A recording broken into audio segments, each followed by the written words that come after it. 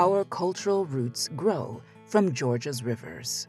Dig into their sand and cobble, and you'll find our story, because we have fished and floated them for thousands of years. For Native Americans, these waters meant sustenance.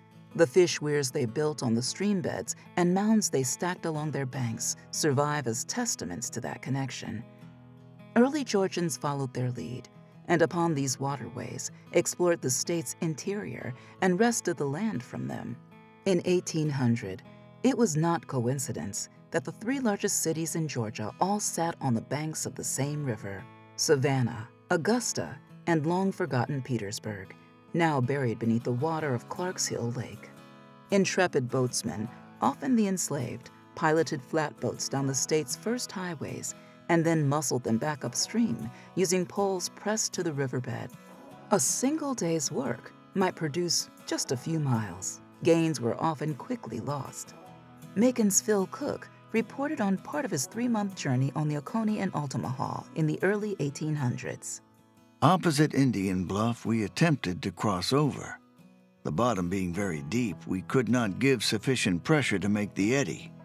We struck the bluff and scraped down a 1/4 mile and camped.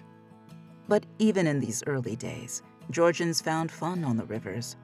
Among the Altamaha Sound's rice plantations, boat races provided diversions for both slaves and masters. Reported the Savannah Daily Republic in May 1851 of a Chambers Island contest. The place of rendezvous was Mr. Charles Spaulding's rice plantation, and a beautiful spot it was. Most of the gentlemen and ladies of the surrounding country were gathered.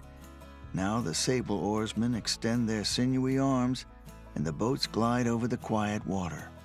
Friends shout on shore, the ladies join in the cheers, and the far-off woods echo to the cry. Early state laws reflected how the state's streams provided for the populace. In 1812, legislators took great pains to keep the Oconee River unobstructed for the benefit of commerce and fishing. Whereas a number of the good citizens of this state did purchase certain lands on the Oconee River at very exorbitant prices, which were considerably enhanced by shad fisheries, the River Oconee shall be kept open. Where state leaders did allow construction of mill dams, they did so only with stipulations that the builder provide for passage of both boats and fish. Following the Civil War, Georgia leaders focused on rebuilding the state's economy by targeting the state's rivers with grand engineering schemes. The General Assembly approved projects to divert the Chattahoochee to manufacturers in Atlanta, drain the Okefenokee Swamp, and even connect the Coosa River in Rome with the Atlantic seaboard via a cross-state canal system. Boats and fish be damned. Dams were the South's future. By the 1940s, virtually every major river in Georgia had been dammed for hydropower, and 75% of the state's power came from white coal. Electricity made life easier, giving Georgians time to play, and by the mid-1900s, eccentric thrill-seekers began seeking out the whitewater of North Georgia. By 1968, people like Bill Crawford and Horace Holden were leading trips under the Georgia Canoeing Association banner. 4 years later, something strange happened.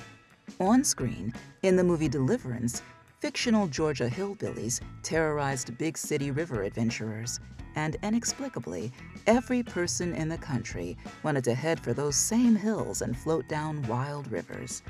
Whitewater paddling became mainstream.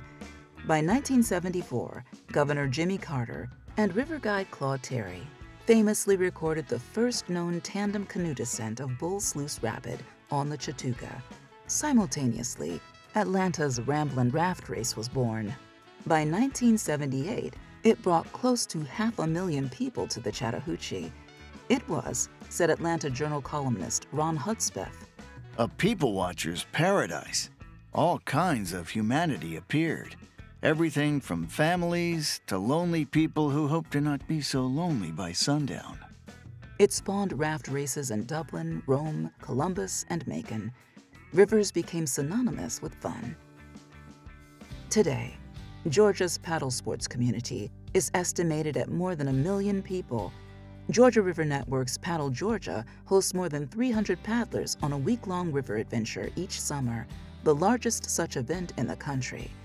The organization's water trail network encompasses hundreds of miles of established paddle routes. Online, tens of thousands of Georgians are part of social media groups promoting river recreation. Paddlers can be found on virtually every stream in the state, from the largest rivers to tiny creeks. Not since the days of steamboats and timber rafts has Georgia's water hosted so much floatable commerce. And as often as not, that commerce is taking place on small streams that only the most remote of upland settlers used in the 1800s. Georgia's river access laws, however, are stacked against us. Today, streams that paddlers have plied for generations are at risk of being closed to the public. Access to the rivers that root us to our cultural and natural heritage and support our state's towering economy could be lost. Now is the time to take action to protect our freedom to float.